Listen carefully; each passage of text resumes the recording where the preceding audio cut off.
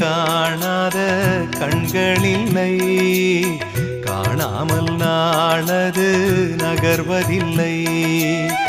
கண்ணன் என்றாலும் கள்வன் என்றாலும் கருணை புரிவான் ஸ்ரீ கிருஷ்ண பகவான்.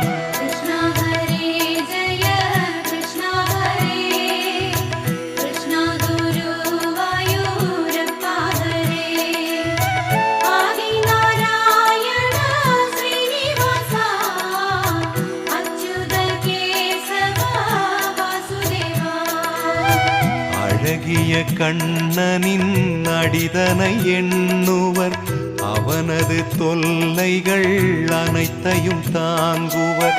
வெண்ணையை திருடிய கண்ணனின் லீலையை கண்டு ரசிப்பதே